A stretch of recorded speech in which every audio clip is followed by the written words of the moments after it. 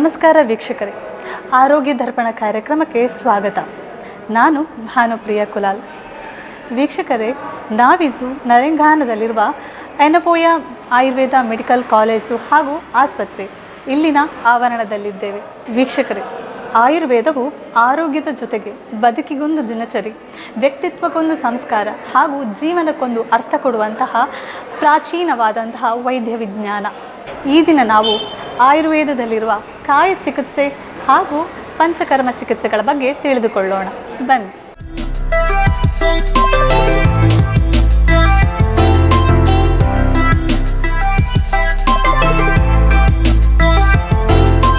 ನಮಸ್ಕಾರ ವೀಕ್ಷಕರೇ, ಈ ದಿನದ ಸಂಚಿಕೆಯಲ್ಲಿ ನಮ್ಮ ಜೊತೆಗಿದ್ದಾರೆ ಎನಪೋಯ ಆಯುರ್ವೇದಿಕ್ ಕಾಲೇಜ್ ಹಾಗೂ ಆಸ್ಪತ್ರೆ ಇಲ್ಲಿನ ಕಾಯ ಚಿಕಿತ್ಸಾ ವಿಭಾಗದ ಅಸೋಸಿಯೇಟ್ ಪ್ರೊಫೆಸರ್ ಆಗಿರುವಂತಹ ಡಾಕ್ಟರ್ ಅಜಯ್ ಭಟ್ ಇವರು. ಡಾಕ್ಟರ್, ಆರೋಗ್ಯ ದರ್ಪಣ ಕಾರ್ಯಕ್ರಮಕ್ಕೆ ತಮಗೆ ಸ್ವಾಗತ. ಡಾಕ್ಟರ್, ಅಷ್ಟಾಂಗ ಆಯುರ್ವೇದ ಪದ್ಧತಿಯಲ್ಲಿ ಪ್ರಥಮವಾಗಿ ಬರುವಂತಹ ಕಾಯ ಚಿಕಿತ್ಸೆ ಎಂದರೇನು? ನೀವು ಹೇಳಿದಾಗೆ ಆಯುರ್ವೇದದಲ್ಲಿ 8 ವಿಭಾಗಗಳು: ಕಾಯ ಚಿಕಿತ್ಸಾ, ಶಲ್ಯ, ಶಾಲಾಕ್ಯ, ಜರ, ವೃಷ, ರಸಾಯನ, ಹೀಗೆ ಆಯುರ್ವೇದದಲ್ಲಿ 8 ವಿಭಾಗಗಳು. ಹಾಗೆ ಅದನ್ನು ಟೋಟಲ್ ಆಗಿ ಅಷ್ಟಾಂಗ ಆಯುರ್ವೇದ ಅಂತ ಹೇಳೋದು. ಅದರಲ್ಲಿ ಪ್ರಥಮ ಭಾಗ ಕಾಯ ಚಿಕಿತ್ಸಾ. ಮೊದಲನೇ ಚಿಕಿತ್ಸಾ ಪದ್ಧತಿ ಆಯುರ್ವೇದದಲ್ಲಿ ಇರೋದು ಕಾಯ ಚಿಕಿತ್ಸಾ ಪದ್ಧತಿ. ಕಾಯ ಚಿಕಿತ್ಸಾ ಪದ್ಧತಿ ಆತ್ರೇಯ ಸಂಪ್ರದಾಯ ಅಂತ ಹೇಳ್ತೇವೆ. ಕಾಯ ಚಿಕಿತ್ಸಾ, ಕಾಯ ಅಂದರೆ ನಮ್ಮ ಶರೀರ. ಈ ನಮ್ಮ ಶರೀರಕ್ಕೆ ನಾವು ಮಾಡುವ ಚಿಕಿತ್ಸೆಯನ್ನು ಕಾಯ ಚಿಕಿತ್ಸಾ ಅಂತ ಹೇಳ್ಬೋದು. ಶರೀರಕ್ಕೆ ಇನ್ನೊಂದು ಆಸ್ಪೆಕ್ಟ್ ನಾವಿಗೆ ಹೇಳೋದಂತಂದರೆ ಅಗ್ನಿ. ನಮ್ಮ ಜೀರ್ಣ, ನಮ್ಮ ಶರೀರಕ್ಕೆ ಸಂಬಂಧಪಟ್ಟ ಎಲ್ಲ ಮೆಟಬಾಲಿಸಮ್ ನಾವೇನು ಹೇಳ್ತೇವೆ ಅದೆಲ್ಲವೂ ಅಗ್ನಿಗೆ ಸಂಬಂಧಪಟ್ಟದ್ದು. ಸೊ ಆ ಅಗ್ನಿಗೆ ಕಾಯ ಅಂತ ಹೇಳ್ತೇವೆ. ಆ ಅಗ್ನಿಗೆ ನಾವು ಕೊಡುವ ಚಿಕಿತ್ಸೆ, ಈಗ ನಾವು ಹೇಳ್ತೇವೆ ಹಸಿವು ಕಮ್ಮಿ ಉಂಟಾ, ಅದು ಹಸಿವಿಗೆ ಸಂಬಂಧಪಟ್ಟದ್ದು ಎಲ್ಲವೂ ಆಯುರ್ವೇದದಲ್ಲಿ ಕಾಯ ಚಿಕಿತ್ಸೆಗೆ ಸಂಬಂಧಪಟ್ಟದ್ದು. ಹಾಗೆ ಆಯುರ್ವೇದದಲ್ಲಿ ಮೊದಲನೆಯ ವಿಭಾಗ ಕಾಯ ಚಿಕಿತ್ಸಾ ವಿಭಾಗ. ಆ ಕಾಯ ಚಿಕಿತ್ಸಾ ಅಂಡರಲ್ಲಿ ಸ್ಕಿನ್ನು ಬರ್ತದೆ, ರುಮಟಾಲಜಿಯು ಬರ್ತದೆ, ಜೀವನ ಶೈಲಿಗೆ ಸಂಬಂಧಪಟ್ಟ ರೋಗಗಳು ಬರ್ತದೆ. ಉದಾಹರಣೆಗೆ ಡಯಾಬಿಟೀಸ್ ಇರಲಿ, ಹೈಪರ್ ಟೆನ್ಷನ್ ಇರಲಿ, ಸ್ಟ್ರೆಸ್ ಇರಲಿ, ಇದೆಲ್ಲವೂ ಕಾಯ ಚಿಕಿತ್ಸೆಗೆ ಬರ್ತದೆ. ಚರ್ಮರೋಗ, ಹಾಗೆ ಜೀರ್ಣಕ್ಕೆ, ಉದರಕ್ಕೆ ಸಂಬಂಧಪಟ್ಟ ವ್ಯಾಧಿಗಳು, ಅದು ಕಾಯ ಚಿಕಿತ್ಸೆಯಲ್ಲಿ ಬರ್ತದೆ. ಹಾಗೆ ರುಮಟಾಲಜಿ ಅಂದರೆ ಜಾಯಿಂಟ್ ಪೇನ್ಸ್, ಹೆಚ್ಚಿನಲ್ಲಿ ನೀವು ಸಂಧಿವಾತ, ಆಮವಾತ ಅಂತ ಕೇಳಿರ್ಬೋದು, ಅದು ಕಾಯ ಚಿಕಿತ್ಸೆಯಲ್ಲಿ ವಿಭಾಗದಲ್ಲಿ ಬರುವಂಥದ್ದು. ಹಾಗೆ ನ್ಯೂರಾಲಜಿಯು ಕಾಯ ಚಿಕಿತ್ಸೆಯಲ್ಲಿ ಬರ್ತದೆ. ನರಕ್ಕೆ ಸಂಬಂಧಪಟ್ಟ ಕಾಯಿಲೆಗಳು ನಾವು ಕಾಯ ಚಿಕಿತ್ಸೆಯಲ್ಲಿ ನೋಡ್ತೇವೆ. ಈ ಚಿಕಿತ್ಸೆಗಳಿಗೆ ಯಾವ ರೀತಿ ಈ ಚಿಕಿತ್ಸೆಗಳನ್ನು ನಾವು ಪಡೆದುಕೊಳ್ಬೋದು, ಯಾವ ರೋಗಗಳಿಗೆ? ಈಗ ಉದಾಹರಣೆಗೆ ನಾನು ಹೇಳಿದಾಗೆ, ಈಗ ನರಕ್ಕೆ ಸಂಬಂಧಪಟ್ಟಂಥ ಕಾಯಿಲೆಗಳಾದರೆ, ನ್ಯೂರಾಲಜಿಗೆ ಸಂಬಂಧಪಟ್ಟಂಥ ವಿಷಯಗಳಾದರೆ, ಈಗ ಫಾರ್ ಎಕ್ಸಾಂಪಲ್ ಪಕ್ಷವಾತ ಅಂತ ಹೇಳ್ತೇವೆ, ಪಕ್ಷಾಘಾತ ಅಂದರೆ ಪ್ಯಾರಾಲಿಸಿಸ್ಗೆ ನಾವು ಆಯುರ್ವೇದದಲ್ಲಿ ಧಾರೆ ಮಾಡ್ತೇವೆ. ಅಂದರೆ ಪಂಚಕರ್ಮವಾಗಿ ನಾವು ಅದಕ್ಕೆ ಸಂಬಂಧಪಟ್ಟ ಟ್ರೀಟ್ಮೆಂಟ್ಗಳನ್ನು ಮಾಡ್ತೇವೆ. ಉದಾಹರಣೆಗೆ ಧಾರೆ, ಇಡೀ ಬಾಡಿಗೆ ಕಷಾಯವನ್ನು ಹಾಕಿ ಧಾರೆ ಮಾಡುವಂಥದ್ದು ಒಂದು. ಎರಡನೇದು ಲೇಪ ಹಾಕ್ತೇವೆ. ತುಂಬ ಬಗೆಯ ಗಿಡಮೂಲಿಕೆಗಳ ಬೇರುಗಳನ್ನು ಒಟ್ಟು ಮಾಡಿ ಅದರದೊಂದು ಪೇಸ್ಟಿನಾಗಿ ಮಾಡಿ ಲೇಪ ಹಾಕ್ತೇವೆ. ಇದು ಪೇಷಂಟ್ನ ಒಂದು ಕಂಡೀಷನಲ್ಲಿ. ಮುಂದೆ ಅವರ ಆ ದೋಷಗಳಿಗೆ, ಅಂದರೆ ವಾತ, ಪಿತ್ತ, ಕಫ, ನಾವು ಆಯುರ್ವೇದದಲ್ಲಿ ಮೂಲತಃ ಇದನ್ನು ನೋಡಿಯೇ ನಾವು ಚಿಕಿತ್ಸೆ ಮಾಡುವಂಥದ್ದು. ಹಾಗೆ ಆ 3 ದೋಷಗಳಿಗೆ ಸಂಬಂಧಪಟ್ಟಂಥ ವಾತ ರೋಗಗಳಿಗೆ ಆಯಾ ದೋಷಕ್ಕೆ ಸಂಬಂಧವಾಗಿ ನಾವು ಅದಕ್ಕೆ ಚಿಕಿತ್ಸೆ ಮಾಡ್ತೇವೆ. ಇನ್ನೊಂದು, ಈಗ ಜಾಯಿಂಟ್ ಪೇನ್ಸ್, ಸಂಧಿವಾತ ಇರಲಿ, ರಕ್ತವಾತ ಇರಲಿ, ಈ ಪೇಷಂಟ್ಗಳಿಗೆ ಯಾವ ರೀತಿಯಲ್ಲಿ ನೋವು ಬರ್ತದೆ, ಯಾವ ಸಂಧಿ ಅದರಲ್ಲಿ ಇನ್ವಾಲ್ವ್ ಆಗಿದೆ, ಅದನ್ನು ನೋಡಿ ನಾವು ಅದಕ್ಕೆ ಚಿಕಿತ್ಸೆ ಕೊಡುವಂಥದ್ದು. ಉದಾಹರಣೆಗೆ ಅಲ್ಲಿಗೆ ಲೇಪ ಹಾಕುವುದು. ಈಗ ಸಂಧಿವಾತದಲ್ಲಿ ಜಾಯಿಂಟ್ಗಳಲ್ಲಿ ಊತ ಬರ್ತದೆ. ಒಂದು 2 ರಿಂದ 3 ದಿವಸ ಲೇಪ ಹಾಕಿ ಕಷಾಯಧಾರ ಮಾಡಿದ ನಂತರ ಆ ಪೇಷಂಟ್ಗಳಿಗೆ ನಾವು ಬಸ್ತಿ ಚಿಕಿತ್ಸೆ ಕೊಡ್ತೇವೆ. ಬಸ್ತಿ ಅಂದರೆ ಈಗ ನೀವು ಪಂಚಕರ್ಮದಲ್ಲಿ ಹೇಳಿದಾಗ, ಬಸ್ತಿ ಅಂದರೆ ಈ 5 ಚಿಕಿತ್ಸೆಗಳಲ್ಲಿ ಒಂದು ಬಸ್ತಿ ಇರುವಂಥದ್ದು. ಅಂದರೆ ಮನುಷ್ಯನ ಬುಧದ್ವಾರದಿಂದ ಎಣ್ಣೆ ಅಥವಾ ಕಷಾಯವನ್ನು ಕೊಡುವಂಥದ್ದು. ಅದು ಕೊಟ್ಟಾಗ ಈ ಕಾಲಲ್ಲಿದ್ದಂಥ ಊತ ಕಮ್ಮಿ ಆಗ್ತದೆ, ನೋವು ಕಮ್ಮಿ ಆಗ್ತದೆ, ಸ್ಟೆಬಿಲಿಟಿ ಜಾಸ್ತಿ ಆಗ್ತದೆ, ಪೇಷಂಟಿಗೆ ನಡೆದಾಡಲಿಕ್ಕೆ ಸುಲಭ ಆಗ್ತದೆ. ಡಾಕ್ಟರ್, ಈ ಚಿಕಿತ್ಸೆಯನ್ನು ಒಬ್ಬ ರೋಗಿ ಪಡೆದುಕೊಳ್ಬೇಕಾದ್ರೆ ಇನ್ನು ಎಷ್ಟು ಅವಧಿ ತಾಗಬಹುದು? ಅಂದರೆ ಅವನು ಚಿಕಿತ್ಸೆಯನ್ನು ಇಲ್ಲೇ ಬಂದು ಪಡೆದುಕೊಳ್ಬೇಕಾ, ಅಲ್ಲ ಅದನ್ನು ಅವನು ಮನೆಯಲ್ಲೇ ಕೂತು, ಅಂದರೆ ಮನೆಯಲ್ಲೇ ಆ ಚಿಕಿತ್ಸೆಯನ್ನು ಪಡೆದುಕೊಳ್ಬಹುದಾ, ಅಲ್ಲ ಇಲ್ಲೇ ಬಂದು ಅದಕ್ಕೆ ಚಿಕಿತ್ಸೆ ನೇರವಾಗಿ ಪಡೆದುಕೊಳ್ಬೇಕಾಗ್ತದೆ? ಸೂಕ್ತವಾದ ಪ್ರಶ್ನೆ ಕೇಳಿದ್ದೀರಿ. ಈಗ ಆಯಾ ರೋಗಕ್ಕೆ ಸಂಬಂಧಪಟ್ಟಾಗಿ ಚಿಕಿತ್ಸೆಯನ್ನು ಮಾಡಬೇಕಾಗ್ತದೆ. ಈಗ ಆಯುರ್ವೇದದಲ್ಲಿ ಹೇಗೆ ಹೇಳಿದ್ದಾರೆ ಅಂತ ಹೇಳಿದರೆ, ಎಲ್ಲ ವ್ಯಾಧಿಗಳಿಗೆ ಬರೀ ಔಷಧಿ ಕೊಟ್ಟು ಟ್ರೀಟ್ಮೆಂಟ್ ಮಾಡಲಿಕ್ಕೆ ಆಗೋದಿಲ್ಲ. ಕೆಲವು ರೋಗಗಳಿಗೆ ಶೋಧನೆ ಚಿಕಿತ್ಸೆ ಮಾಡಬೇಕಾಗ್ತದೆ. ಶೋಧನ ಅಂದರೆ ಪಂಚಕರ್ಮ ಚಿಕಿತ್ಸೆ ಮಾಡುವಂಥದ್ದು. ಈಗ ಕಫಕ್ಕೆ ಸಂಬಂಧಪಟ್ಟಂಥ ವ್ಯಾಧಿಗಳು ನಾವು ವಮನ ಮಾಡಿ ಅಂದರೆ ವಾಂತಿ ಮಾಡಿಸ್ತೇವೆ ಪೇಷಂಟಿಗೆ. ಪಿತ್ತಕ್ಕೆ ಸಂಬಂಧಪಟ್ಟದ್ದು ವಿರೇಚನ ಮಾಡಿಸ್ತೇವೆ. ವಿರೇಚನ ಅಂದರೆ ಮೋಷನ್ ಹೋಗಲಿಕ್ಕೆ ಮೆಡಿಸಿನ್ ಕೊಡ್ತೇವೆ. ಚರ್ಮ ರೋಗಗಳಿಗೆ ಸಹ ಅದೇ ವಿರೇಚನ ಟ್ರೀಟ್ಮೆಂಟ್ ನಾವು ಮಾಡ್ತೇವೆ. ಹಾಗೆ ವಾತ ರೋಗಗಳಿಗೆ ಅಂದರೆ ನೋವು ಪ್ರಧಾನವಾಗಿ ಅಥವಾ ಪೇಷಂಟಿನ ಚಲನೆ ನಡಿಲಿಕ್ಕೆ ಕಷ್ಟ ಆಗುವಂಥದ್ದು ಅಂಥ ಎಲ್ಲ ರೋಗಗಳಿಗೆ ಬಸ್ತಿ ಚಿಕಿತ್ಸೆಯನ್ನು ಮಾಡ್ತೇವೆ. ಹೀಗೆ ಹೇಳಿದ ಎಲ್ಲ ಟ್ರೀಟ್ಮೆಂಟ್ಗಳು ನಿಂತುಕೊಂಡು ಮಾಡಬೇಕಾಗ್ತದೆ. ಆಸ್ಪತ್ರೆಯಲ್ಲಿ ನಿಂತು ಮಾಡಿದರೆ ಮಾತ್ರ ಪೇಷಂಟಿಗೆ ಅದರದ್ದು ಬೆನಿಫಿಟ್ ಸಿಗ್ತದೆ. ಒಂದು ಎಷ್ಟು ಅವಧಿಯವರೆಗೆ ಅವ್ರು ನಿಲ್ಲಬೇಕಾಗ್ತದೆ ಸರ್? ಕೆಲವು ರೋಗಗಳಿಗೆ ಈಗ ಉದಾಹರಣೆಗೆ ಈಗ ಸಂಧಿವಾತ, ಆಮವಾತ, ಚರ್ಮ ಸಂಬಂಧಪಟ್ಟ ಕಾಯಿಲೆಗಳಿಗೆ 8 ರಿಂದ 10 ದಿವಸ ಬೇಕಾಗ್ತದೆ. ಹಾಗೆ ಪಕ್ಷಾಘಾತ ಅಂದರೆ ನಾನು ಆಗಲೇ ಹೇಳಿದಾಗೆ ಪ್ಯಾರಲಿಸಿಸ್ ಒಂದು ಸೈಡ್ ಎಫೆಕ್ಟ್ ಆಗುತ್ತೆ. ಕೆಲವೊಮ್ಮೆ ದೇಹದ ಅರ್ಧ ಭಾಗ ಇಲ್ಲ ದೇಹದ ಕೆಳಗಿನ ಅರ್ಧ ಭಾಗ, ಕೇವಲ ಒಂದು ಕಾಲು ಮಾತ್ರ, ಆ ರೀತಿ ಬರುವಂಥದ್ದು ಇದೆ. ಮುಖದಲ್ಲಿ ಒಂದು ಭಾಗ ಎಫೆಕ್ಟ್ ಆಗುವಂಥದ್ದು ಅರ್ಧಿತ ಅಂತ ಹೇಳ್ತೇವೆ. ಅದಕ್ಕೆಲ್ಲ ಸಾಮಾನ್ಯ 2 ರಿಂದ 3 ವಾರ ಬೇಕಾಗ್ತದೆ. ಅರ್ಧಿತ ಅಂದರೆ ಡಾಕ್ಟರ್? ಅರ್ಧಿತ ಅಂದರೆ ಫೇಶಿಯಲ್ ಪಾಲ್ಸಿ ಅಂತ ಹೇಳ್ತೇವೆ, ಬೆಲ್ಸ್ ಪಾಲ್ಸಿ ಅಂತ ಹೇಳ್ತಾರೆ. ಮುಖದ ನರ ಎಫೆಕ್ಟ್ ಆಗಿ ಒಂದು ಭಾಗ ಮುಖ ಒಂದು ಸೈಡಿಗೆ ಟ್ವಿಸ್ಟ್ ಆಗಿರುವಂಥದ್ದು, ಒಂದು ಸೈಡಿಗೆ ಕಣ್ಣಿಗೆ ಬಲಹೀನತೆ ಆಗುವಂಥದ್ದು ಫೇಶಿಯಲ್ ಪಾಲ್ಸಿ ಅಂತ ಹೇಳ್ತಾರೆ. ಅಂಥ ರೋಗಗಳಿಗೆ ಸಹ ನಾವು ಸಾಮಾನ್ಯ 10 ರಿಂದ 15 ದಿವಸ ನಿಂತು ಅಡ್ಮಿಷನ್ ಮಾಡಿ ಟ್ರೀಟ್ಮೆಂಟ್ ಮಾಡಿಸ್ತೇವೆ. ಅದರ ಜೊತೆಗೆ ಪೇಷಂಟಿಗೆ ಪಥ್ಯದ ಆಹಾರ ಎಲ್ಲ ಕೊಡುವಾಗ ಸ್ವಲ್ಪ ರಿಕವರಿ ಬೇಗ ಆಗ್ತದೆ. ಅಲ್ಲ ಸರ್, ಇದು ಈ ಕಾಯ ಚಿಕಿತ್ಸೆಯಲ್ಲಿ ಆರೋಗ್ಯ ಪದ್ಧತಿ ಎಷ್ಟು ಮುಖ್ಯ ಆಗ್ತದೆ? ಅಂದರೆ ಆಯುರ್ವೇದಿಕ್ ಅಂದರೆ ಪಥ್ಯ ಎಷ್ಟು ಮುಖ್ಯ ಆಗ್ತದೆ ಈ ಒಂದು ಚಿಕಿತ್ಸೆಗೆ? ಆಯುರ್ವೇದದಲ್ಲಿ ಹೇಳಿದ್ದು ಹಾಗೆ ಈಗ ಯಾವುದೇ ರೋಗಕ್ಕೆ ಪಥ್ಯ ಇಲ್ಲದೆ ಟ್ರೀಟ್ಮೆಂಟ್ ಮಾಡಲಿಕ್ಕೆ ಆಗೋದಿಲ್ಲ. ಹಾಗೆ ಪಥ್ಯಂ ಪಥೋ ಅನಪೇತಂ ಯದ್ಯಚ್ಛಯುಕ್ತಂ ಮನಸಃ ಪ್ರಿಯಂ ಅಂದರೆ ಒಬ್ಬ ಪಥ್ಯ ಇದ್ದರೆ ಮಾತ್ರ ಅವನಿಗೆ ನಾವು ಟ್ರೀಟ್ಮೆಂಟ್ ಮಾಡಲಿಕ್ಕೆ ಆಗ್ತದೆ. ನಮ್ಮಲ್ಲಿ ಟ್ರೀಟ್ಮೆಂಟ್ ಕೊಡಬಾರ್ದು ಅಂತ ಹೇಳಿದ್ದಾರೆ. ಒಂದು ರೋಗ ಕಂಟ್ರೋಲಿಗೆ ಬರಬೇಕಾದ್ರೆ ಸಾಮಾನ್ಯ ಅದಕ್ಕೆ 60 ರಿಂದ 70% ಪಥ್ಯದಿಂದಲೇ ಗುಣ ಆಗಬೇಕು. ಔಷಧಿಯ ಪ್ರಮಾಣ ಕಡಿಮೆ, ಚಿಕಿತ್ಸೆಯ ಪ್ರಮಾಣ ಕಡಿಮೆ. ಪಥ್ಯ ಯಾರು ಪಾಲನೆ ಮಾಡ್ತಾರೋ ಅವರಿಗೆ ಔಷಧಿ ಕೊಡುವ ಅಗತ್ಯ ಇರುವುದಿಲ್ಲ. ಹೀಗೆ ಯಾವುದೇ ರೋಗ, ಅದು ಸಾಮಾನ್ಯ ಜ್ವರದಿಂದ ಹಿಡಿದು ಪಕ್ಷಾಘಾತ ಅಂದರೆ ಒಂದು ಸೈಡ್ ಎಫೆಕ್ಟ್ ಆಗುವವರೆಗೂ ಎಲ್ಲ ರೋಗಗಳಿಗೂ ಪಥ್ಯ ಬೇಕೇ ಬೇಕು. ಬೇರೆ ಸಿಸ್ಟಮ್ ಆಫ್ ಮೆಡಿಸಿನ್ಲಿದ್ದಾಗೆ ಪಥ್ಯ ಇಲ್ಲದೆ ಟ್ರೀಟ್ಮೆಂಟ್ ಮಾಡಲಿಕ್ಕೆ ಆಗೋದಿಲ್ಲ. ಪಥ್ಯ ನಮ್ಮ ಚಿಕಿತ್ಸೆಯ ಪ್ರಧಾನವಾದ ಅಂಗ. ಡಾಕ್ಟರ್, ಈಗಿನ ಆರೋಗ್ಯ ಶೈಲಿಯಲ್ಲಿ ಬರುವಂತಹ ಕಾಯಿಲೆಗಳನ್ನು ಯಾವ ರೀತಿ ಆಯುರ್ವೇದಿಕ್ ವಿಧಾನದಲ್ಲಿ ಯಾವ ರೀತಿ ಅದನ್ನು ಗುಣಪಡಿಸಬಹುದು? ಈಗಿನ ಕಾಲಘಟ್ಟದಲ್ಲಿ ಈಗ ಉದಾಹರಣೆಗೆ ನೀವು ಹೇಳೋದಾದರೆ ಲೈಫ್ ಸ್ಟೈಲ್ ಡಿಸಾರ್ಡರ್ಸ್, ಜೀವನ ಶೈಲಿಗೆ ಸಂಬಂಧಪಟ್ಟಂಥ ಕಾಯಿಲೆಗಳು. ಅದರಲ್ಲಿ ಪ್ರಧಾನವಾಗಿ ಬರುವಂಥದ್ದು ಹೈಪರ್ ಟೆನ್ಷನ್ ಅಂದರೆ ಪ್ರೆಷರ್, BP, ಎಲ್ಲ ಮನೆಯಲ್ಲಿರುವಂಥ ಕಾಯಿಲೆ. ಇನ್ನೊಂದು ಬ್ಲಡ್ ಶುಗರ್ ಅಂದರೆ ಡಯಾಬಿಟಿಸ್. ಈ ಡಯಾಬಿಟಿಸ್ ಮತ್ತು ಹೈಪರ್ ಟೆನ್ಷನ್ ಸಾಮಾನ್ಯ ಎಲ್ಲರ ಮನೆಯಲ್ಲಿ ಎಲ್ರಿಗಿರುವಂಥ ಸಮಸ್ಯೆ. ಇದಕ್ಕೆ ಆಯುರ್ವೇದದಲ್ಲಿ ಏನು ಪರಿಹಾರಪ್ಪ ಅಂತ ಸಾಮಾನ್ಯ ಎಲ್ಲರೂ ಕೇಳ್ತಾರೆ.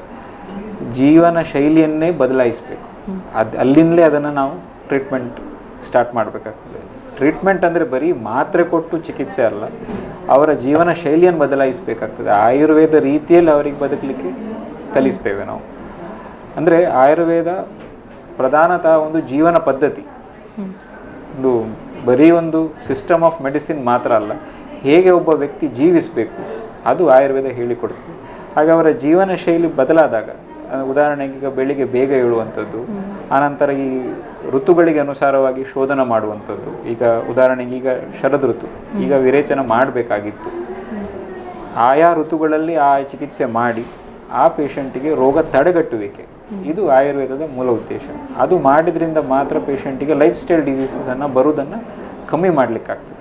ಹಾಗೆ ಡಾಕ್ಟರ್, ಇನ್ನೊಂದು ಈ ಆಯುರ್ವೇದದಲ್ಲಿ ಬರುವಂತಹ ಪಂಚಕರ್ಮ ಚಿಕಿತ್ಸೆ ಅಂದರೆ ಏನು ಡಾಕ್ಟರ್? ಪಂಚಕರ್ಮ ಚಿಕಿತ್ಸೆ ಅಂದರೆ ಏನು? ಆಗಲೇ ನಾನು ಹೇಳಿದ್ದಾಗೆ ಪಂಚಕರ್ಮ ಅಂದರೆ 5 ಬಗೆಯ ಚಿಕಿತ್ಸೆಗಳು. ಪಂಚ ಅಂದರೆ 5 ಸಂಸ್ಕೃತದಲ್ಲಿ, ಚಿಕಿತ್ಸೆ ಅಂದರೆ ಟ್ರೀಟ್ಮೆಂಟ್. 5 ಬಗೆಯ ಚಿಕಿತ್ಸೆಗಳು. ಈ 5 ಬಗೆಯ ಚಿಕಿತ್ಸೆ ಒಂದೇ ಪೇಷಂಟಿಗೆ ಕೊಡುವಂಥದ್ದಲ್ಲ, ಬೇರೆ ಬೇರೆ ರೋಗಗಳಿಗೆ ಬೇರೆ ಬೇರೆ ಟ್ರೀಟ್ಮೆಂಟ್ ಮಾಡ್ತೇವೆ. ಈಗ ಉದಾಹರಣೆಗೆ ಕಫದ ತೊಂದರೆಗಳಿಗೆ ಅಂದರೆ ಬಾವು ಶೀರ್ಷಗತ ಅಂದರೆ ತಲೆ ಮತ್ತು ಭುಜದ ಮೇಲಿರುವ ವ್ಯಾಧಿಗಳಿಗೆ ನಸ್ಯ ಚಿಕಿತ್ಸೆ ಮಾಡ್ತೇವೆ. ಅಂದರೆ ಮೂಗಿಗೆ ಎಣ್ಣೆ ಹಾಕುವಂಥದ್ದು. ಕೇಳಲಿಕ್ಕೆ ಸುಲಭ ಅಂತ ಅನಿಸ್ಬೋದು, ಆದರೆ ಅದರಲ್ಲಿ ಅದರದೇ ಆದ ವಿಧಾನ ಉಂಟು. 8 ದಿವಸ, 15 ದಿವಸ, 30 ದಿವಸ ಮಾಡುವಂಥದ್ದು. ಆಗಲೇ ನಾನೀಗ ಇದು ಬೆಲ್ಸ್ ಪಾಲ್ಸಿ ಬಗ್ಗೆ ಹೇಳಿದ್ದೆ. ಆ ವ್ಯಾಧಿಯಲ್ಲಿ ಸಾಮಾನ್ಯ ಒಂದು 2 ವಾರ ನಾವು ಪೇಷಂಟನ್ನು ನಿಲ್ಲಿಸಿ ನಸ್ಯ ಚಿಕಿತ್ಸೆ ಮಾಡ್ತೇವೆ. ಕೆಲವು ವ್ಯಾಧಿಗಳಲ್ಲಿ ನಸ್ಯ ಎಣ್ಣೆ ಇಲ್ಲದೆ ಮಾಡ್ತೇವೆ, ಹುಡಿಯಿಂದ ನಸ್ಯ ಮಾಡುವಂಥದ್ದು, ಅದಕ್ಕೆ ಪ್ರಥಮನ ನಸ್ಯ ಅಂತ ಹೇಳ್ತೇವೆ. ಆ ರೀತಿಯೂ ಮಾಡ್ತೇವೆ. ಒಂದು ನಸ್ಯ. ಎರಡನೇದು ವಮನ. ವಮನ ಅಂದರೆ ವಾಂತಿ ಮಾಡಿಸುವಂಥದ್ದು. ಕಫಕ್ಕೆ ಸಂಬಂಧಪಟ್ಟಂಥ ರೋಗಗಳಿಗೆ ವಮನ ಮಾಡಿಸಿ, ಅಂದರೆ ವಾಂತಿ ಮಾಡಿಸಿ ಕಫವನ್ನು ಹೊರಗೆ ಹಾಕುವಂಥದ್ದು. ಮೂರನೇದು ವಿರೇಚನ. ಚರ್ಮಕ್ಕೆ ಸಂಬಂಧಪಟ್ಟಂಥ ಕಾಯಿಲೆಗಳು ಅಥವಾ ಕೆಲವು ಈಗ ಬೊಜ್ಜು ಅಂತಂಥ ಕೆಲವು ಲೈಫ್ ಸ್ಟೈಲ್ ಕಂಡೀಷನ್ಗಳಿಗೂ ವಿರೇಚನ ಮಾಡ್ತೇವೆ. ವಿರೇಚನ ಮಾಡಿದ್ರಿಂದ ದೇಹದಲ್ಲಿದ್ದ ಹೆಚ್ಚಿನ ಪಿತ್ತದ ಅಂಶ ಏನಿದೆಯೋ ಅದೆಲ್ಲ ಹೊರಗೆ ಹೋಗ್ತದೆ. ಮೋಷನ್ ಸಾಧಾರಣ ಒಂದು 15-20 ಸರ್ತಿ ಹೋಗಿ ಹೊಟ್ಟೆ ಕ್ಲೀನ್ ಆಗ್ತದೆ. ಇದು ವಿರೇಚನ ಮಾಡುವಂಥ ಉದ್ದೇಶ. 4ನೇದು ಮತ್ತು 5ನೇದು ಬಸ್ತಿ. ಬಸ್ತಿಯಲ್ಲಿ 2 ವಿಧವಾದ ಬಸ್ತಿ. ಒಂದು ಕಷಾಯ ಬಸ್ತಿ, ಇನ್ನೊಂದು ಅನುವಾಸನ ಬಸ್ತಿ ಅಂತ. ಕಷಾಯ ಬಸ್ತಿ ಅಂದರೆ ಪೇಷಂಟಿಗೆ ಬೆಳಿಗ್ಗೆ ಬರೀ ಹೊಟ್ಟೆಗೆ ಕಷಾಯ ಹಿಂದೆ ಮೋಷನ್ ಹೋಗೋ ದ್ವಾರದಿಂದ ಕೊಡ್ತೇವೆ. ಸಾಮಾನ್ಯ ಒಂದು 1/2 ಲೀಟ್ರಷ್ಟು ಇರ್ತದೆ. ಮರುದಿವಸ ಪೇಷಂಟಿಗೆ ಅನುವಾಸನ ಬಸ್ತಿ. ಅನುವಾಸನ ಬಸ್ತಿ ಅಂದರೆ ಎಣ್ಣೆ ಕೊಡುವಂಥದ್ದು. ಸಾಮಾನ್ಯ ಇದು ಎಲ್ಲ ನೋವು ಅಥವಾ ಚಲನಕ್ಕೆ ಸಂಬಂಧಪಟ್ಟಂಥ ಕಾಯಿಲೆಗಳು, ಅಂದರೆ ವಾತಕ್ಕೆ ಸಂಬಂಧಪಟ್ಟಂಥ ಕಾಯಿಲೆಗಳಿಗೆ ಈ ಚಿಕಿತ್ಸೆಯನ್ನು ಮಾಡ್ತೇವೆ. 5ನೇದು ರಕ್ತ ಮೋಕ್ಷಣ ಅಂತ. ಅಂದರೆ ಈಗ ಚರ್ಮ ವ್ಯಾಧಿಗಳು, ಉದಾಹರಣೆಗೆ ಸೋರಿಯಾಸಿಸ್ ಅಥವಾ ತುಂಬ ಹಳೆತಾಗಿರುವಂಥ ಎಕ್ಸಿಮಗಳು, ಅದಕ್ಕೆಲ್ಲ ಸಿರಾವೆದ ಅಂತ ಮಾಡ್ತೇವೆ. ಅಥವಾ ಜಲೋಕಾವಚರಣ. ಜಲೋಕ ಅಂದರೆ ಲೀಚ್ ಥೆರಪಿ. ಇದನ್ನು ಮಾಡಿದಾಗ ಆ ಭಾಗದಲ್ಲಿದ್ದಂಥ ರಕ್ತದೃಷ್ಟಿ ಏನಿದೆಯೋ ಅದು ಕಮ್ಮಿ ಆಗ್ತದೆ. ಹಾಗೆ ಇದು 5 ಪಂಚಕರ್ಮ ಚಿಕಿತ್ಸೆ. ಡಾಕ್ಟರ್, ಲೀಚ್ ಥೆರಪಿ ಹೇಳಿದ್ರೆ ಅದು ಲೀಚ್ ಅನ್ನೋ ಹೌದು, ಹುಳ ಒಂದು ಲೀಚ್. ಹೌದು, ನೀವು ಅದನ್ನು ಇದು ಈ ಔಷಧಿ ಪದ್ಧತಿಯಲ್ಲಿ ಬಳಕೆ ಮಾಡ್ತೇವೆ. ಸರಿ. ಅದು ಈಗ ನಾನು ನಿಮಗೆ ಹೇಳಿದಾಗೆ ಎಕ್ಸಿಮಾ ಅಂತ ಕಾಯಿಲೆಗಳು, ಅಂದರೆ ಒಂದು ಭಾಗದಲ್ಲಿ ನಿಮಗೆ ಆ ಚರ್ಮ ಡ್ರೈ ಆಗಿ ಕಾಣುವಂಥದ್ದು ಅಥವಾ ಅಲ್ಲಿಂದ ಹೆಚ್ಚು ಸೋರುವಿಕೆ ಇರುವಂಥದ್ದು, ಆ ಭಾಗದಲ್ಲಿ ಲೀಚ್ ಹಾಕಿದರೆ ಅಲ್ಲಿದ್ದಂಥ ದುಷ್ಟ ರಕ್ತ ಏನಿದೆಯೋ ಅದು ಆ ಟಾಕ್ಸಿನ್ಸನ್ನು ಹೊರಗೆ ಹಾಕ್ತದೆ. ಒಂದು ಪೇಷಂಟಿಗೆ ಉದಾಹರಣೆಗೆ ಈಗ ಒಂದು ಸೋರಿಯಾಟಿಕ್ ಲೀಷನ್ ಇರ್ಬೋದು, ಅಲ್ಲಿ ಸಾಮಾನ್ಯ 1 ಹಾಕ್ತೇವೆ, 2 ಆಗ್ಬೋದು, 4 ಹಾಕ್ಬೋದು. ಅದು ಆ ಕಂಡೀಷನಿಗೆ ಅನುಗುಣವಾಗಿ ನಾವು ಹಾಕುವಂಥದ್ದು. ಆ ಜೀವಿನ ನೀವು ಇಲ್ಲಿ ಇದು ಹೌದು ಹೌದು ಹೌದು ಆ ಲೀಚನ ನಾವು ಹೌದು ಇದೆ, ನಮ್ಮಲ್ಲಿದೆ. ಈ ಚಿಕಿತ್ಸೆಯನ್ನು ಒಬ್ಬ ಆರೋಗ್ಯವಂತ ವ್ಯಕ್ತಿ ಕೂಡ ಮಾಡಿಕೊಡ್ಬೋದು. ಆದರೆ ಅಷ್ಟು ರಕ್ತದೃಷ್ಟಿ ಇದ್ದರೆ ಮಾತ್ರ, ಅಂದರೆ ರಕ್ತದಲ್ಲಿ ಕೆಲವು ಅಂಶಗಳಿದೆ, ಅದು ಇದ್ದರೆ ಮಾತ್ರ ಜಲೋಕಾವಚರಣ ಮಾಡಲಿಕ್ಕೆ. ಜಲೋಕ ಅಂದರೆ ಸಂಸ್ಕೃತದಲ್ಲಿ ಲೀಚ್. ಸೊ ಜಲೋಕ ಹಾಕಿ ರಕ್ತ ತೆಗೆಯುವಂಥದ್ದು. ರಕ್ತಕ್ಕೆ ದೃಷ್ಟಿ ಇದ್ದರೆ ಮಾತ್ರ, ಇಲ್ಲದಿದ್ರೆ ಅದನ್ನು ನಾವು ಮಾಡುವುದಿಲ್ಲ.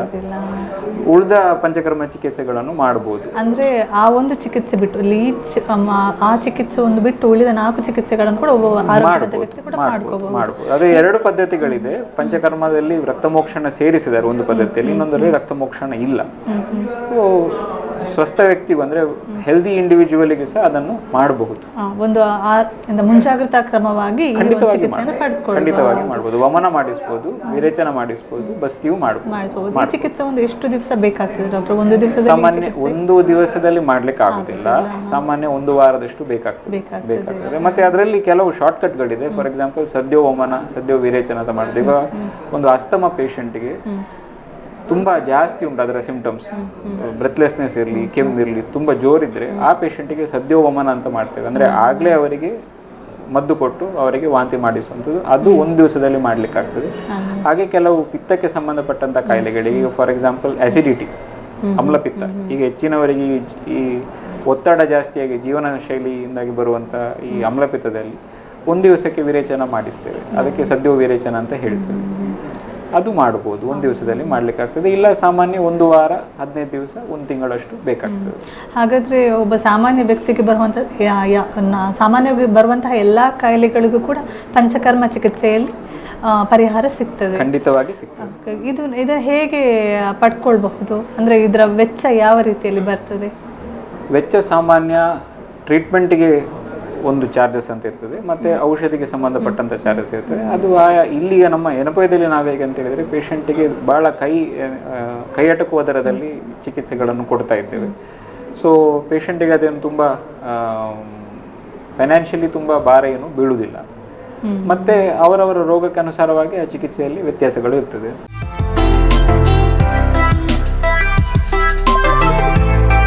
ಡಾಕ್ಟರ್, ಈ ಪಂಚಕರ್ಮ ಚಿಕಿತ್ಸೆಯಲ್ಲಿ ಸ್ಕಿನ್ನಿಗೆ ಸಂಬಂಧಪಟ್ಟಂತೆ ಸ್ಕಿನ್ ಟೆಕ್ಸ್ಚರ್ನ ಒಳ್ಳೇದು ಮಾಡುವಂಥದ್ದು, ಸ್ಕಿನ್ ಹೆಲ್ದಿ ಮಾಡುವಂತಹ ಯಾವುದಾದ್ರೂ ಒಂದು ಪರಿಹಾರ ಇದೆಯಾ? ಖಂಡಿತವಾಗಿದೆ. ಆಗಲೇ ಹೇಳಿದಾಗೆ ವಿರೇಚನ ನಾವು ಮಾಡಿಸ್ತೇವೆ. ಅಂದರೆ ಈಗ ಎಕ್ಸ್ಟರ್ನಲ್ಲಿ ನೀವು ಒಬ್ಬರಿಗೆ ಏನೋ ಹಚ್ಚಿ ಟೆಕ್ಸ್ಚರ್ ಚೇಂಜ್ ಆಗಬೇಕಂದ್ರೆ ಆಗೋದಿಲ್ಲ. ಟೆಕ್ಸ್ಚರ್ ಒಳಗಡೆಯಿಂದ ಚೇಂಜ್ ಆಗುತ್ತೆ. ಅಂದರೆ ಇವಾಗ ಮಾರುಕಟ್ಟೆಯಲ್ಲಿ ಅಷ್ಟು ಪ್ರಾಡಕ್ಟ್ಸ್ ಬಂದಿದ್ರೆ ಆ ಮೂಲಿಕೆದು ಈ ಮೂಲಿಕೆದು ಅದನ್ನ ನಾವು ಯಾವ ರೀತಿ ಬಳಸ್ಕೋಬಹುದು, ಅದರ ಬದಲು ಈ ಒಂದು ಚಿಕಿತ್ಸೆಯಲ್ಲಿ ನಾವು ಅದನ್ನು ಪಡ್ಕೊಳ್ಬಹುದಾ, ಉತ್ತಮ ಪಡಿಸಬಹುದಾ ಅಂತ? ಉದಾಹರಣೆಗೆ ಫಸ್ಟಿಗೆ ಶೋಧನ ಅಂದರೆ ನಿಮ್ಮ ಶರೀರದ ಒಳಗಿದ್ದಂಥ ಟಾಕ್ಸಿನ್ಸನ್ನು ಹೊರಗಾಕಬೇಕು. ಆಮೇಲೆ ಸೌಂದರ್ಯಕ್ಕೆ ಸಂಬಂಧಪಟ್ಟ ಚಿಕಿತ್ಸೆಗಳನ್ನು ಮಾಡಲಿಕ್ಕಾಗ್ತದೆ. ಉದಾಹರಣೆಗೆ ಈಗ ಮುಖಲೇಪಗಳು, ತುಂಬ ಬಗೆಯ ಲೇಪಗಳು ಹಾಕ್ತಾರೆ ಮುಖದಲ್ಲಿ. ನೀವು ಫೇಸ್ ಪ್ಯಾಕ್ಸ್ ಅಂತ ಹೇಳ್ತೀರಿ, ಫೇಸ್ ಪ್ಯಾಕ್ ಹಾಕ್ತಾರೆ. ಈಗ ಕೆಲವರಿಗೆ ಈಗ ಡಾರ್ಕ್ ಸರ್ಕಲ್ಸ್ ಇರಲಿ ಅಥವಾ ಮೊಡವೆಗಳಿರಲಿ, ಅದಕ್ಕೆಲ್ಲ ಈ ಜಲೋಕಾವಚರಣ ಮಾಡ್ತೇವೆ, ಅಂದರೆ ಲೀಚ್ ಥೆರಪಿಯನ್ನು ಮಾಡ್ತೇವೆ. ಅದು ಸೌಂದರ್ಯವರ್ಧಕವಾಗಿ ಕೂಡ ಲೀಚನ್ನು ಖಂಡಿತವಾಗಿ ಮಾಡಲಿಕ್ಕಾಗ್ತದೆ. ಖಂಡಿತವಾಗಿ ಅಲ್ಲ ಪಿಂಪಲ್ಸ್ ಆಯುರ್ವೇದದಲ್ಲಿ ಯೌವನ ಪಿಡಕ ಅಂತ ಹೇಳಿದ್ದಾರೆ. ಈ ಯೌವನ ಪಿಡಕಗಳಿಗೆ ಮೇನ್ ಚಿಕಿತ್ಸೆ ಇರುವುದೇ ಜಲೋಕಾವಚರಣ, ಅಂದರೆ ನೀವು ಅಲ್ಲಿ ಲೀಚ್ ಥೆರಪಿಯನ್ನು ಮಾಡಿ ತೆಗೆಯುವಂಥದ್ದು. ಆಮೇಲೆ ಅಲ್ಲಿ ಈಗ ಲೀಚ್ ಥೆರಪಿ ಮಾಡಿದ ಜಾಗೆ ಮೇಲೆ ತುಂಬ ಬಗೆಯ ಲೇಪಗಳು ಹಾಕ್ತೇವೆ. ಅದರಲ್ಲಿ ತುಂಬ ಪಾಪ್ಯುಲರ್ ಆಗಿರುವಂಥದ್ದು ಕುಂಕುಮಾದಿ ಲೇಪ, ನೀವು ಕೇಳಿರ್ಬೋದು. ಬೇರೆ ಬೇರೆ ತೈಲಗಳು, ಆ ತೈಲಗಳನ್ನು ಹಚ್ಚಿ ಲೇಪ ಮಾಡುವಂಥದ್ದು. ಅದು ಕೆಲವು ತೈಲ ಹಾಕಿ ಲೇಪ ಮಾಡ್ತೇವೆ, ಕೆಲವು ತೈಲ ಇಲ್ಲದೆ ಲೇಪಗಳು ಮಾಡ್ತೇವೆ. ರೋಸ್ ವಾಟರ್ ಹಾಕಿ ಲೇಪಗಳು ಮಾಡ್ತಾರೆ. ಅದು ಈಗ ಬಾಕಿ ಕಡೆಯಲ್ಲಿ ಕಾಸ್ಮೆಟಾಲಜಿಯಲ್ಲಿ ಹೇಗಾಗಿತ್ತು ಅಂದರೆ ಅದೀಗ ಫೇಸ್ ಪ್ಯಾಕ್ಗಳಂತಾಗಿ ಬಂದಿದೆ. ನಿಜವಾಗಿ ಅದು ಆಯುರ್ವೇದ ಪದ್ಧತಿ, ಮುಖಲೇಪಗಳು ಹಾಕುವಂಥದ್ದು. ಆಮೇಲೆ ಬೇರೆ ಬೇರೆ ರೀತಿಯ ತೈಲಗಳು, ಉದಾಹರಣೆಗೆ ಕೇಸರ ಹಾಕಿದ ಎಣ್ಣೆ, ಚಂದನ ತೈಲ, ಇಂತೆಲ್ಲ ಹಾಕೋದ್ರಿಂದ ಸೌಂದರ್ಯವರ್ಧನೆಗೆ ತುಂಬ ರೀತಿಯಲ್ಲಿ ಸಹಕಾರ ಆಗ್ತದೆ. ಡಾಕ್ಟರ್, ಒಂದು ಎಲ್ಲ ಸಾಮಾನ್ಯ ಮನುಷ್ಯರಿಗೆ ಒಂದು ಉಪಯೋಗವಾಗುವಂತಹ ಒಂದು ಪ್ರಶ್ನೆ ಡಾಕ್ಟರ್. ಇವಾಗ ಒಬ್ಬ ಸಾಮಾನ್ಯ ಮನುಷ್ಯ ಒಂದು ದಿನಚರಿಯನ್ನು ಒಂದು ಯಾವ ರೀತಿ ಬೆಳಗಿನಿಂದ ಪ್ರಾರಂಭಿಸಿ ರಾತ್ರಿ ಮಲಗುವವರೆಗಿನ ಅವನು ಮಾಡಲೇಬೇಕಾದಂಥ ಒಂದು ಕೆಲವೊಂದು ಉಪಯುಕ್ತ ಆರೋಗ್ಯವಂತ ಅಭ್ಯಾಸಗಳು ಯಾವುದು ಡಾಕ್ಟರ್? ಖಂಡಿತ. ಆಯುರ್ವೇದದಲ್ಲಿ ಆಯುಷ್ಕಾಮಿಯ ಅಧ್ಯಾಯ ಅಂದರೆ ಅಷ್ಟಾಂಗ ಹೃದಯದಲ್ಲಿ ಆಯುಷ್ಕಾಮಿ ಅಂದರೆ ಯಾರಿಗೆ ಆಯುಷ್ಯನ ಬಗ್ಗೆ ಕಾಮನೆ ಉಂಟು, ಜೀವಿಸಲಿಕ್ಕೆ ಆಸೆ ಉಂಟು, ಅಂಥವ್ರು ಮಾಡಲೇಬೇಕಾದಂಥ ಕೆಲವು ಕ್ರಮಗಳು. ಉದಾಹರಣೆಗೆ ಬ್ರಾಹ್ಮಿ ಮುಹೂರ್ತ ಉತ್ತಿಷ್ಟಿ, ಬೆಳಿಗ್ಗೆ ಬೇಗ ಏಳುವಂಥದ್ದು. ಇದೇ ಈಗಿನ ಕಾಲದಲ್ಲಿ ಕಷ್ಟದ ವಿಷಯ ಒಂದು. ಎರಡನೇದು ಖಾಲಿ ಹೊಟ್ಟೆಗೆ ಬೆಳಿಗ್ಗೆ ಸಾಮಾನ್ಯ 2 ರಿಂದ 3 ಗ್ಲಾಸ್ ಬಿಸಿ ನೀರು ಕುಡಿಯುವಂಥದ್ದು. ಜೀರ್ಣೇ ನಿರೂಪಯನ್, ಅಂದರೆ ಒಬ್ಬನಿಗೆ ಜೀರ್ಣ ಆಗಿದೆಯಾ ಇಲ್ವಾ ಅಂತ ನೋಡಿ ಅವನು ನೀರು ಕುಡಿಬೇಕು ಬೆಳಿಗ್ಗೆ ಖಾಲಿ ಹೊಟ್ಟೆಯಲ್ಲಿ. ಹಾಗೆ ದಿನ ಬೆಳಿಗ್ಗೆದ್ದು ಅಭ್ಯಂಗ ಮಾಡೋದಾಗಲಿ, ಅಂದರೆ ಮೈಗೆ ಎಣ್ಣೆ ಹಚ್ಚಿ ಸ್ನಾನ ಮಾಡುವಂಥದ್ದಾಗಲಿ, ಅಥವಾ ಟೈಮಿಗೆ ವೇಗೋತ್ಸರ್ಗಗಳಂದರೆ ಈಗ ಮೋಷನ್ ಇರಲಿ, ಯೂರಿನ್ ಇರಲಿ, ಆ ಸಮಯೋಚಿತವಾಗಿ ಆ ಟೈಮಿಗೆ ಅದನ್ನು ಪಾಸ್ ಮಾಡುವಂಥದ್ದು. ಯಾವುದೇ ವೇಗಗಳನ್ನು ತಡಿಲಿಕ್ಕಿಲ್ಲ. ಉದಾಹರಣೆಗೆ ಈಗ ಯೂರಿನ್ ಬರ್ತಾ ಉಂಟು, ಅದನ್ನು ಕಂಟ್ರೋಲ್ ಮಾಡಿ ಕೂತ್ಕೊಳ್ಳುವಂಥದ್ದು ವೇಗ ಧಾರಣೆ. ಅದೇ ರೀತಿ ಅದು ಬರೀ ಯೂರಿನ್ ಮಾತ್ರ ಅಂತಲ್ಲ, ಯೂರಿನ್ ಇರಲಿ, ಮೋಷನ್ ಇರಲಿ, ಆಕಳಿಕೆ ಇರಲಿ, ಎಲ್ಲ ವಿಷಯದಲ್ಲಿ ಅಂದರೆ 13 ಬಗೆಯ ವೇಗಗಳು ಆಯುರ್ವೇದದಲ್ಲಿ. ಈ ಯಾವುದೇ ವೇಗಗಳನ್ನು ನೀವು ಕಂಟ್ರೋಲ್ ಮಾಡಬಾರ್ದು. ಇದು ತುಂಬ ದೀರ್ಘ ಆಯುಸ್ಸಿಗೆ ಅದು ಸಹಾಯ ಮಾಡ್ತದೆ. ಮತ್ತು ಟೈಮಿಗೆ ಸರಿಯಾಗಿ ಸ್ನಾನ, ಭೋಜನದಲ್ಲಿ ಆಯುರ್ವೇದದಲ್ಲಿ ಹೇಗೆ ಹೇಳಿದ್ದಾರೆ ಅಂತ ಹೇಳಿದರೆ ಮಾತ್ರಾಶ್ರೀ ಅಂದರೆ ಕಂಟ್ರೋಲ್ ಆಗಿ ತಿನ್ನಬೇಕು. ಎಷ್ಟು ತಿನ್ನಬೇಕು? ನಮ್ಮ ಹೊಟ್ಟೆಯನ್ನು 3 ಭಾಗ ವಿಂಗಡಣೆ ಮಾಡಿದರೆ 3ರಲ್ಲಿ 2 ಭಾಗ ಮಾತ್ರ ತಿನ್ನುವಂಥದ್ದು, 1 ಭಾಗ ಕಾಲಿಡುವಂಥದ್ದು. ಆ 2ರಲ್ಲಿ ಸಹ 1 ಭಾಗ ಸಾಲಿಡ್ ಫುಡ್, ಇನ್ನೊಂದು ಭಾಗ ಲಿಕ್ವಿಡ್ ಫುಡ್, ಇನ್ನೊಂದು ಭಾಗ ಹೊಟ್ಟೆ ಖಾಲಿ. ಹಾಗೆ ಈಗಿನ ವ್ಯವಸ್ಥೆ ಹೇಗಾಗಿದೆ ಅಂತ ಹೇಳಿದರೆ, ನಾವು ಜೀವನದ ಶೈಲಿ ಎಷ್ಟು ಹಾಳಾಗಿದೆ ಅಂತ ಹೇಳಿದರೆ ನಾವು ತಿನ್ನೋದು ಜಾಸ್ತಿ ಆಗಿದೆ, ತಿನ್ನುವ ಟೈಮು ಜಾಸ್ತಿ ಆಗಿದೆ. ವೇದ ಕಾಲದಲ್ಲಿ ಆಯುರ್ವೇದದ ಟೈಮಲ್ಲಿರುವಂಥ ಆಹಾರ ಇದ್ದದ್ದು ದಿನಕ್ಕೆ 2 ಸಲ. ಈಗ ಹಾಗೆ ಅಲ್ಲ, ಮಿನಿಮಮ್ 4 ರಿಂದ 8 ಸರ್ತಿ ಆಗಾಗ ಫುಡ್ ತಿನ್ನುವವರು ಜಾಸ್ತಿ, ಜಂಕ್ ಫುಡ್ಗಳು ತಿನ್ನೋದು ಜಾಸ್ತಿ. ಮತ್ತೆ ಸಮಯ ತಪ್ಪಿ, ಅಂದರೆ ಈಗ ರಾತ್ರಿ 12 ಗಂಟೆಗೆ 1 ಗಂಟೆಗೆ ಅದು ಅಭ್ಯಾಸ ಇದ್ದವರು ಇದ್ದಾರೆ. ಅದ್ರಲ್ಲಿ ನಾನು ಕೂಡ ಒಬ್ಳು 12 ಗಂಟೆ 1 ಗಂಟೆ ರಾತ್ರಿ ತಿಂತೇನೆ. ಅದು ಎಷ್ಟು ಸರಿ ಎಷ್ಟು ತಪ್ಪು? ಖಂಡಿತವಾಗಿ ತಪ್ಪೆ. ನಮ್ಮ ದೇಹಕ್ಕೆ ಒಂದು ಸರ್ಕಾರ್ಡಿಯನ್ ರಿದಮ್ ಅಂತಿದೆ. ಆ ರಿದಮ್ಮಿಗೆ ಅನುಗುಣವಾಗಿ ನಮ್ಮ ದೇಹ ಇರುವಂಥದ್ದು. ನಾವು ನಮಗೆ ಬೇಕಾದ ಟೈಮಲ್ಲಿ ತಿನ್ನುವಂಥದ್ದು ಅಥವಾ ನಮಗೆ ಬೇಕಾದ ಟೈಮಲ್ಲಿ ನಿದ್ದೆ ಮಾಡುವಂಥದ್ದು, ಅದು ಆ ರೀತಿ ಮಾಡಲಿಕ್ಕೆ ಆಗೋದಿಲ್ಲ. ಅದೇ ನಾನು ಆಗ ಹೇಳಿದಾಗ ಆಯುರ್ವೇದ ಪದ್ಧತಿ ಅಂದರೆ ಒಬ್ಬನ ಜೀವನ ಶೈಲಿಯನ್ನೇ ನಾವು ಬದಲಾಯಿಸುವಂಥದ್ದು. ಒಬ್ಬ ಸ್ವಸ್ಥವಾಗಿ ಜೀವಿಸಬೇಕಂತಾದರೆ ಆಯುರ್ವೇದ ರೀತಿಯಲ್ಲಿ ಅವ ಬದುಕ್ತಾನೆ. ಜೀವೇತ ಶರದಃ ಶತಂ, 100 ವರ್ಷ ಅವ ಬದುಕ್ತಾನೆ. ಹೌದು, ಅದೊಂದು ಮಾತು ಒಂದು ಕೇಳಿದ್ದೇನೆ ಸರ್. ಆಯುರ್ವೇದ ಅಂದರೆ ಒಂದು ವ್ಯಕ್ತಿತ್ವದ ಒಂದು ಸಂಸ್ಕಾರ. ಅದೇ ರೀತಿ ಆ ಜೀವನ ದಿನಚರಿನ ಯಾವ ರೀತಿ ಪಾಲಿಸಬೇಕು, ಊಟದಲ್ಲಾಗಲಿ ನಿದ್ದೆಯಲ್ಲಾಗಲಿ ಪ್ರತಿಯೊಂದರಲ್ಲೂ ಆಯುರ್ವೇದ ಕಾಲು ಏನು ಹುಷಾರಿಲ್ಲದಾಗ ಮಾತ್ರ ಅಲ್ಲ, ಆರೋಗ್ಯವಂತ ಜೀವನ ಶೈಲಿಯಲ್ಲೂ ಕೂಡ ಇನ್ನು ಮುಂದಕ್ಕೆ ಅನಾರೋಗ್ಯ ಬರದಂತೆ ಅದನ್ನು ನಾವು ತಡೆಗಟ್ಟಬೇಕು. ಆಯುರ್ವೇದದಲ್ಲಿ ಸ್ವಸ್ಥಸ್ಯ ಸ್ವಾಸ್ಥ್ಯ ರಕ್ಷಣಂ ಆತುರಸ್ಯ ವಿಕಾರ ಪ್ರಶಮನಂ ಅಂತ ಹೇಳಿದ್ದಾರೆ. ಅಂದರೆ ಒಬ್ಬ ಸ್ವಸ್ಥ ವ್ಯಕ್ತಿಯ ಸ್ವಾಸ್ಥ್ಯವನ್ನು ಕಾಪಾಡುವಂಥದ್ದು. ವಿಕಾರ ಪ್ರಶಮನ ಅಂದರೆ ರೋಗಿಯ ರೋಗವನ್ನು ತಡೆಗಟ್ಟುವಂಥದ್ದು ಅಥವಾ ರೋಗಕ್ಕೆ ಚಿಕಿತ್ಸೆ ಕೊಡುವಂಥದ್ದು. ಹಾಗೆ ಆಯುರ್ವೇದದಲ್ಲಿ ಪ್ರಧಾನವಾಗಿ ಸ್ವಸ್ಥನ ಸ್ವಾಸ್ಥ್ಯವನ್ನೇ ಕಾಪಾಡುವುದು ಹೇಳಿದ್ದಾರೆ, ಚಿಕಿತ್ಸೆ ಆಮೇಲೆ. ಹಾಗೆ ಆಯುರ್ವೇದ ಒಂದು ಜೀವನ ಶೈಲಿಯ ಒಂದು ವಿಧಾನ. ಆಯುರ್ವೇದ ಅಂದರೆ ಶಬ್ದದ ಅರ್ಥವೇ ಹಾಗೆ. ಆಯುಹು ವೇದಯತಿ ಇತಿ ಆಯುರ್ವೇದ ಅಂದರೆ ಯಾವ ವ್ಯಕ್ತಿಗೆ ಜೀವಿಸಲಿಕ್ಕೆ ಆಸೆ ಇದೆಯೋ ಅವ ಆಯುರ್ವೇದ ಕಲಿಬೇಕು. ಇದು ನಮ್ಮ ಸನಾತನ ಭಾರತೀಯ ಸಂಸ್ಕೃತಿಯ ಒಂದು ಭಾಗ. ಎಲ್ಲರ ಜೀವನದಲ್ಲಿ ಇದೇ ಇರುತ್ತದ್ದು. ಸಮಸ್ಯೆ ಏನಾಗಿದೆ, ನಾವು ಅದಕ್ಕೆ ವಿಮುಖವಾಗಿ ನಾವು ಬದಲಾಗಿದ್ದೇವೆ. ಇವಾಗ ಅಂದರೆ ಒಂದು ರೋಗ ಬಂದರೆ ಅಲ್ಲ, ಏನೋ ಸಮಸ್ಯೆ ಬಂದರೆ ಅದು 1-2 ದಿವಸದಲ್ಲೇ ಕೆಲವು ತಕ್ಷಣವೇ ವಾಸಿ ಆಗಬೇಕು ಅನ್ನೋ ಮನೋಭಾವವೇ ಜಾಸ್ತಿ. ಅಂದರೆ ಈಗಿದು ಸ್ಟ್ರೆಸ್ ಶೆಡ್ಯೂಲ್ ಎಲ್ಲರದ್ದು ಕೂಡ ದಿನಚರಿ ಸ್ಟ್ರೆಸ್ ಆಗಿರ್ತದೆ.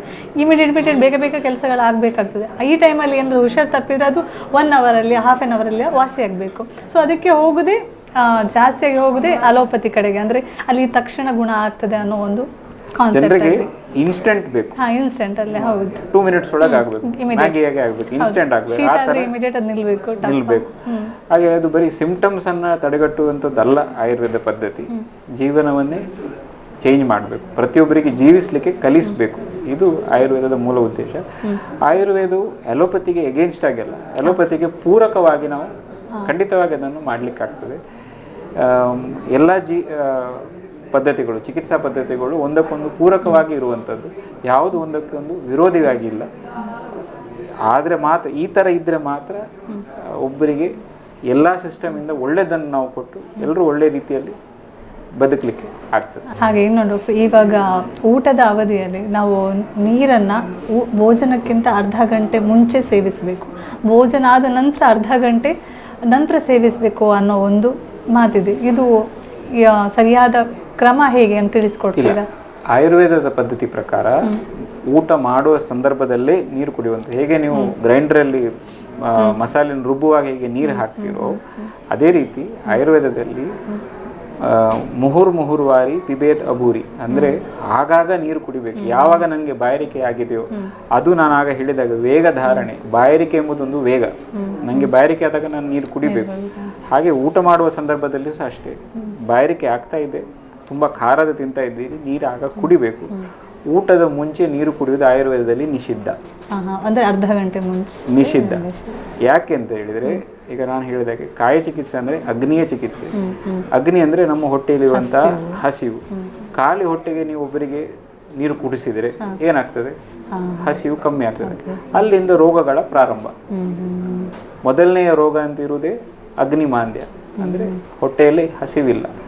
ಆ ಹಸಿವಿಲ್ಲದೆ ಇರುವುದರಿಂದ ಹಲವಾರು ರೋಗಗಳು ಬರಲಿಕ್ಕೆ ಸ್ಟಾರ್ಟ್ ಆಗ್ತದೆ, ಜೀರ್ಣಕ್ಕೆ ಸಂಬಂಧಪಟ್ಟಂತಹ ರೋಗಗಳು. ಹಾಗೆ ಊಟಕ್ಕಿಂತ ಮುಂಚೆ ಆಯುರ್ವೇದದಲ್ಲಿ ನೀರು ಕುಡಿಲಿಕ್ಕೆ ಹೇಳಲಿಲ್ಲ. ಊಟ ಮಾಡ್ತಾ ನೀರು ಕುಡಿಬೇಕು. ನೀರು ಯಾವ ರೀತಿ ಇರಬೇಕಂತ ಹೇಳಿದರೆ ಅದು ಸಮಶೀತೋಷ್ಣ, ಆಚೆಯಿಂದ ತಂಪು ಇರಬಾರ್ದು, ಈಚೆಯಿಂದ ಬಿಸಿ ಇರಬಾರ್ದು. ಸಮಶೀತೋಷ್ಣ ಇದ್ದರೆ ಒಳ್ಳೆಯದು. ಬಿಸಿ ನೀರು ಕುಡಿಯುವಂಥ ಪದ್ಧತಿ ಯಾರಾದರೂ ಮಾಡಿದ್ದೇವೆ ಅಂದರೆ ಅದನ್ನು ಮುಂದುವರಿಬೋದು, ಅದು ಒಳ್ಳೆಯದೇ. ಧಾರೋಷ್ಣ ಇರಬೇಕಂದ್ರೆ ಲೈಟ್ ಬಿಸಿಯಾಗಿ ಇರುವಂಥದ್ದು, ವಾರ್ಮ್ ವಾಟರ್. ಈ ಮೂಲಕ ನಮ್ಮ ವೀಕ್ಷಕರಿಗೆ ಆಯುರ್ವೇದಿಕ್ ಪದ್ಧತಿಯಲ್ಲಿ ಜೀವನ ಶೈಲಿಯನ್ನು ಯಾವ ರೀತಿ ಹೆಚ್ಚಾಗಿ ಒಂದು ಸಣ್ಣ ಪ್ರಮಾಣದಲ್ಲಿ ಆದರೂ ಪಾಲಿಸಬಹುದಾದ ಯಾವುದಾದ್ರೂ ಕ್ರಮಗಳಲ್ಲಿ ತಿಳಿಸಿಕೊಡ್ತೀರಾ? ಒಂದು, ಆಯುರ್ವೇದದ ಪದ್ಧತಿಯಲ್ಲಿ ಬದುಕುವಂಥದ್ದು, ದಿನಚರ್ಯ ಋತುಚರ್ಯವನ್ನು ಅಂದರೆ ಆ ದಿನಕ್ಕೆ ಅನುಗುಣವಾಗಿ ಬದುಕುವಂಥದ್ದು. ಋತುಚರ್ಯ ಅಂದರೆ ಆ ಋತುಗೆ ಸಂಬಂಧಪಟ್ಟದ್ದು. ಇವತ್ತಿನವರೆಗೆ ಶರದ್ ಋತು ಇದ್ದದ್ದು, ನಾಳೆಯಿಂದ ಹೇಮಂತ ಸ್ಟಾರ್ಟ್ ಆಗ್ತದೆ. ಈ ಹೇಮಂತ ಋತುವಲ್ಲಿ ಬೇರೆ ರೀತಿ ಚರ್ಯಗಳು ಹೇಳಿದ್ದಾರೆ. ಅಂದರೆ ಪ್ರತಿ ಸೀಸನ್ನಿಗೂ ಪ್ರತಿ ದಿವಸಕ್ಕೂ ಆಯುರ್ವೇದದಲ್ಲಿ ಚರ್ಯೆ ಹೇಳಿದ್ದಾರೆ. ಯಾವ ರೀತಿ ನಾವು ನಮ್ಮ ಜೀವನವನ್ನು ಮಾಡಬೇಕು ಅದನ್ನು ಪಾಲಿಸುವಂಥದ್ದು, ವೇಗಗಳ ಧಾರಣೆ ಮಾಡದೇ ಇರುವಂಥದ್ದು, ಸಮಯಕ್ಕೆ ಸರಿಯಾಗಿ ಏಳುವುದು, ಸಮಯಕ್ಕೆ ಸರಿಯಾಗಿ ಊಟ ಮಾಡುವಂಥದ್ದು, ಸಮಯಕ್ಕೆ ಸರಿಯಾಗಿ ನಿದ್ರೆ ಮಾಡುವಂಥದ್ದು, ಇದೆಲ್ಲ ಆಯುರ್ವೇದ ಪದ್ಧತಿಯಲ್ಲಿ ಹೇಳಿದಂಥ ವಿಚಾರಗಳು. ಮತ್ತು ಈವನ್ ನಾವು ಹೊರಗೆ ಹೋಗುವಾಗ ಯಾವ ರೀತಿಯಲ್ಲಿ ಹೋಗಬೇಕು ಅದು ಸಹ ಆಯುರ್ವೇದದಲ್ಲಿ ಹೇಳಿದ್ದಾರೆ.